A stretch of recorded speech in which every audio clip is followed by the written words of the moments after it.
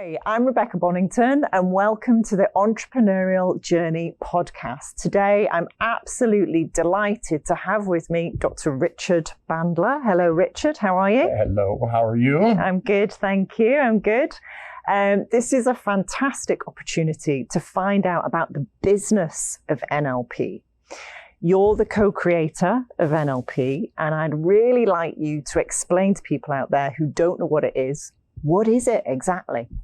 Well, NLP is the study of successful thinking and successful behaviors. Whereas psychology tries to figure out what's wrong with people, we don't do that. What we do is find people that are the very best at what they do, find out how they're thinking, and teach other people to think like them to make it easier to learn to do what they do. We started out, with things that had to do with psychotherapy, eventually went to things like sales. We've done everything from military training now and pistol shooting and everything under the sun because, spelling, a lot of things that have to do with education, musical education, mathematical education, that if you think like successful people, even spelling, they teach you to spell phonetics and you can't even spell phonetics phonetically. It's a ludicrous system. And so we try to teach people, that people that spell well, look at a little word on paper and then they make a big picture of it in their mind. And they say it and sometimes they even say it in several different contexts and make it a different color for each context. And then they look away and they come back and they do it and then they double check it to make sure it's the same. Once they do that, all they have to do is look at the big picture and copy it down. It makes them better spellers. Sure. And since spelling is primarily a written task, except in spelling bees, finding somebody who is exquisite. We found somebody that won a spelling bee and just asked, and her letters were actually this big. So if you have a word this big in your head, it's easier to see it. And it doesn't matter how long the word is, it's still one picture, but it has to be an eidetically remembered picture. And that's, we have different hemispheres and they do different things. Once you construct an image, you can store it in memory. And teaching people how you do that neurologically. We've been able to get people who are terrified of flying and every other thing and teach them how to neurologically get beyond those fears. And without understanding where they came from or psychologically understanding them, we get the brain to learn new behaviors. And we've done a lot of things like that for business people over the years. I designed sales training courses for a lot of major corporations. It got people to increase their close ratio by paying attention to how people think and packaging the information so that it matches how they think. So if they think a lot in pictures, you describe a picture to them, and if they think a lot in feelings, then you describe how to have a feeling about something and how to see themselves in an image so that they can make a decision about whether they want to buy something. And that thinking of yourself as a decision engineer instead of a salesperson becomes very functional. And that's really what successful salespeople do. They think about not just closing, they think about packaging the information with this person. So they don't just have one sales pitch that everybody has to adjust to. Okay. They adjust the pitch to the person and the way in which they make decisions. And being able to read eye movement patterns and gestures and nonverbal cues to know whether they're getting through or not and how to adjust it and how to change their language. We've studied hypnotic language and sales effective language and educational language to find out what kinds of sentence structures affect people more powerfully. And we've been at this for half a century now. So is it that long? Yeah, it's that long. 52 years I've been doing this. Wow. So it's grown from the 70s was when it started, NLP? Mm-hmm. Yeah, my maths. And how has the business of NLP developed? So I know I'm on a training here in Orlando and there are people from all over the world here. So how have you achieved that? Well, to start with, when I set out, I did not set out to let everybody know about this. I did it for myself. Okay. And there was a point at which, I had psychiatrists bringing me patients and I was getting results that they couldn't get. And they started talking to each other. And somebody said, you should do a seminar and give us a chance to learn a whole bunch of things Okay. And so the first thing I did was at the time I worked at a publishing company. So I knew about Bowker, which was a company that sold mailing lists. So I decided I could take the same hypnotic language and design a mailing piece. And so I took 50 different lists and took 1,000 names off of each list. And then I wrote 20 different brochures and sent them out and tested the list to find out which ones worked and which ones didn't. Because like Psych Today is a terrible list for psychologists because nobody ever responds to anything. Sent out 1,000, get nothing back. Whereas the American Society of Clinical Hypnosis, I got about a 3 or 4% return. And then I kept adjusting the mailing pieces. And I found out most of the things that I was taught about mailing pieces were wrong. Now, they kept saying, don't have much writing in them. And I sent out one that was just detailed with little writing and that stuff. And it was probably the best one I ever did because it gave people more information on which to make choices. And it gave me a chance to use more predicates so that, I could do things visually, auditorily, and kinesthetically as well. And, and there were things like they kept saying, that they had to be colorful. But if they look like every other brochure, people don't even read them. And then, there was a point at which I discovered that, you can convince people to put you on the radio and stuff. You could pay somebody to do it, and it was quite expensive. But I also found out that, I could just call up a station and say, I'm sorry, somebody left a message. They wanted me to be on this station. What time do you want me to come? And people would go, well, which person? And then they'd say, we'll get back to you. And then somebody would call back and go, who exactly are you? And I'd start talking to them. And the next thing you know, I'd be on the radio. I did this with television stations. I even did it to be hired by corporations. Did you? Yeah. I called up and I said, I got this letter from you guys that you wanted me to make a presentation. And I said, and there's no signature on it. Who's the person that hires people to do, And the next thing you know, I have that person calling me on the phone and they're going, well, I didn't send the letter. And I said, well, I don't know who did. They go, what does it say? And they gave me a chance to make a sales pitch. Brilliant. That if you want exposure, you expose yourself. And but the best exposure, to me, I have this policy that when you send out an ad or you communicate with somebody on the phone when they call in or anything, you promise them about 20% of what you intend to deliver in that amount of time. Okay. So that when they come in, their expectations, they think are high, but you exceed them so much that they're impressed enough that they come back and they talk to other people about it. So the secret is finding the right audience, testing and see what works and adjusting until, and that sending out lots of information is really counterintuitive because again, in digital marketing, we're taught, look, keep it short and sweet. People have a really low attention span. Are you still using the same techniques now that people are supposed to have a short attention span? Or are you still sending out the longer form information? Well, I personally don't spend a lot of time on digital media. There are other people doing that. I now go and work for people who do it. And it depends upon their audience. Okay. After 50 years, I have a pretty dedicated audience. But, to me, you have to understand some people have a short attention span and some people look at this and it doesn't look like much. So I'm the guy that does both. Websites aren't that expensive, have two. We must have 50 for this. At least John has a lot of websites. They all go to the same place. And pretty much, we have a dedicated clientele, so we don't have to do a lot of convincing. People starting out are going to have to explore what works. What NLP is about, especially neuro-linguistic programmers out there starting businesses, should understand that, the whole thing is to find out what works. And so you're not reinventing the wheel. You find people who have been very successful, you look at what they're doing and how they're doing it, and you repeat it. And if you're doing something that, if I tested 100 ads, and one works better than the others, well, you get rid of those and then you go, how can I make this better? That constantly we're trying to get more done with less, but it's not the amount of words. I mean, there could be 1,000 words and people just get tired of reading them. I've gotten, especially for financially investing things, where they just go on, and I'm going, just tell me where to fucking sign up. And you can't do it until you go through all this fucking crap. And I'll run out of patience and go, fuck it, I don't want anything from this guy. Talks too fucking much. So, it's one of those things where you have to find out to your audience what works. What would work with me may not be the same as most other people, but there's no reason why you can't have two choices. Yeah. There's no reason on there where there couldn't be a button where when I'm convinced I could press it and buy the fucking thing now instead of wait until I read to the end. You don't have to torture people to sell them something.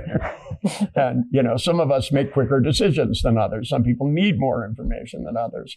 And you could even put a thing, if you need more information, press this button. Yeah. All of the choices are available to you, but you have to measure what works. If you don't have a way of finding out where your leads come from and what they are. And, I see TV things where they go, if you put this, when you buy this, put this code on, so that people will know that it came from the ad. But most people aren't going to do that. No. So it doesn't give you the information. You need to show your commercials during a certain period of time and find out who called. And know, because if you run all your ads on every station at the same time, you won't know which ones are working and which ones aren't. And why advertise on 20 stations if all of your responses are coming from one? Absolutely. It might be a little more expensive at first, but really the whole thing is to find out how little you can spend to get the biggest audience. Because if you have to especially borrow money to advertise, to me, that's like a sin. Mm-hmm. You don't borrow money to make money. You take money and make money with it. And when you don't have money, you do it yourself. I started out in the beginning 50 years ago, hand addressing envelopes from these mailing lists, right? Because, we didn't all have home computers and that stuff in those days. I mean, 1,000 envelopes here, 1,000 envelopes there, putting the stamps on them and sending out the brochures. And if that's what it takes, that's what you do. You sit up all night, Entrepreneurs have to have an entrepreneurial spirit that says, I'll do whatever it takes. Number one, to be successful, and number two, to do it inexpensively. Okay, so on this 50-year journey, have there been any points at which you thought, I just don't want to do this anymore, this is too difficult, because so many entrepreneurs experience that and think about giving up. Has that ever happened to you? No, it's not my nature, I don't think. It's not really in my nature. I've had every obstacle you could imagine thrown at me at one time. I've had my business destroyed, by bad business partners and by people who work for me have tried to steal my business. And, I've had trouble with the government. I've had trouble with freaking everybody. And the harder it gets, the more determined you have to be. And you have to make that an instinct because, failure is a definition of time. Failure only happens because you stop now.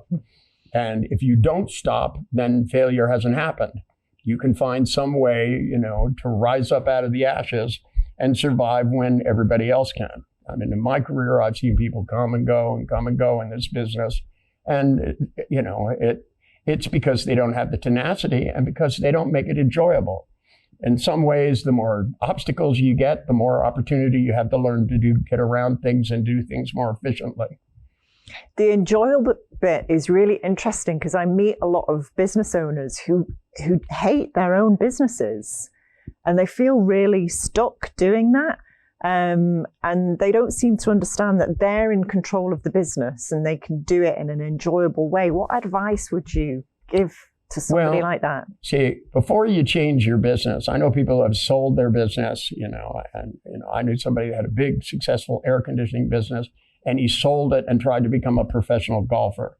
And, eventually he ran out of money and he had to go back into the air conditioning business, but the truth is he liked playing golf, but he didn't realize he could like what he was doing.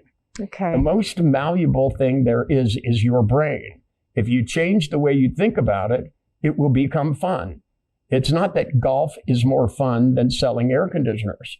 It's the way you think about it that makes you have those feelings. And if you change the way you think, it changes how you feel, and therefore it changes what you're capable of doing and the quality of every moment of your entire life.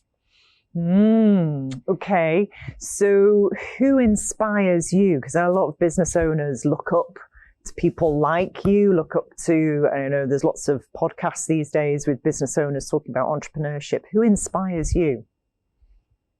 Well, I'm inspired all the time by people who overcome difficulties. And it's not that, I think Tesla's really bright, but I don't think I'd want to have lunch with him. No. And Bill Gates even more so. What he did to become ultra successful, it's great. But when I look at what he's doing with his time and his money, I think, it's just not for me. These people don't inspire me because I'm inspired to like what I'm doing and to feel like I accomplished something. I'm not measuring by the amount of dollars I make. I don't have to be the richest person in the world to be happy. I'm pretty much happy anyway. Mm-hmm. And I'm going to enjoy myself. I'm inspired sometimes by my own clients. I see these people who have struggled with shit for years, and they come in and they tell me, they look me straight in the eye and they go, I've given up. And I say, you're a liar. Otherwise you wouldn't be here. Some part of you still has to think there's a way out of all this crap. Mm. And when I see them take a few instructions and a few trances and turn their entire life around, I had a depressive that became a comedian, and, the list goes on. I find this very inspirational. It is. And sometimes they're just clever things. There's somebody that went into Michigan, and when all these factories were closing down up there, this is a couple decades ago, and he looked at what was going on. Here are these towns that are literally shutting down and depopulating. And he went to Switzerland and got retired watchmakers, brought them to the town, and had people in the town learn to make watches, and started manufacturing watches in an old Shinola shoe factory. Oh, wow. And so not only was he selling shoe polish, he's now selling watches. They carried them in Neiman Marcus. Wow. And then he got another factory, and he trained people to make turntables, and another one where they did leather goods. So, I didn't know the story of this. It just turned out that it happened to be in the town where I lived. And I went into their store in the town, and I said, where are the corporate offices? And they went, and it turns out it's actually an investment company, not a watch company. They just took money, and they were investing in things like real estate. And they looked at these factories and they said, what will make this real estate valuable? And it becomes valuable if all the unemployed, depressed people became employed, the town would flourish again. Mm-hmm. It was a town that was living off of one factory, that made some car part. And now suddenly, they've got a factory making watches, and they're making 100 different watches, not 2. And to me, when I hear success stories like that, it's not the person that inspires me, it's the intelligence that inspires me. And stories like that, which I hear all the time about stuff, and whether it's an intelligent guy in the military or an intelligent guy helping, people who are disabled, to be more, the guy that made the stoves that lower down, I just think that was smart. He looked at all these handicapped people and he goes, the stoves are too high to cook if you're in a wheelchair, so we put a little motor in it, make the stove lower. Why not? They do it with a chiropractic table. Why couldn't they do it with a stove? Yeah, absolutely. And, when you see people that are looking at the needs of the world, this planet, there's no shortage of them. You're either looking for opportunities for success, or you're a nihilist and going, what we need to do is go back to having windmills, We'll eat grain and have windmills, and the planet will be better off. And no, it won't. There's more people with warm, full, and dry on this planet than there ever has been. Absolutely. There are more people living in good situations than there ever was. It doesn't mean there aren't people in bad situations. There are some bad situations going on the planet right now in lots of places. But it used to be the whole planet that people were starving, and the whole planet where there was massive disease everywhere. It keeps getting better, and nobody acknowledges that progress is the answer. We will switch from fossil fuels eventually, but to try to do it tomorrow is just bad planning. It's that, that's that leap before you look thing instead of planning out. It's people who built trains across America, had a vision that was longer in time. They built a little train that went this far, and then they went, well, we could have one that went that far. And then somebody on the other side said, hey, if we got together, we could make it go all the way across. And it changed this country forever. And, and then later on, they're going, railroads built this country. No, people built this country. And they built it because they had a vision. And anybody who has a vision and follows through inspires me. I guess your business is about the human spirit and really getting that to its maximum and people achieving their maximum potential. Would that be accurate? It actually goes further than that. Okay. I want them to achieve more than their potential. Oh, My okay. expectations for them are much bigger than theirs of their own. They wrote an article on me about one time, and the title of the article is, "This guy thinks you're smarter than you are." And the truth is, when I get done with them, they are. It's not, the last book I wrote was about becoming smarter on purpose. And, if you think on purpose, then you can get people on purpose to change what their limitations are. You're only as smart as you are, but that doesn't determine how smart you can be. That's true. And how happy you can be and how successful you can be. And, the easiest thing in the world to change is beliefs with the skills that we have. And the truth is, if you change what you believe, it changes what you're capable of doing. You're capable of imagining and therefore capable of trying. Perfect. So what's next for NLP? Anything, or for you, or for the business? Well, for me, right now we're trying to expand. There are a lot of things that happened during COVID, and that some of the people's businesses didn't survive, and so we're looking for new promoters to be successful in other places, and because at this stage of my life, pretty much I want to go in and do the training. And I'm trying to get people, to rebound. They're still telling people they can't fly in. Even for this seminar, there were people that had the wrong vaccine, right? And there were people that got here that were walking around with a mask on, and we kept going, "This is Florida. You don't have to wear a mask unless you feel like wearing a mask." It's a personal choice. It's not mandated by the government across the state line, and it is. There are goofy stuff like this.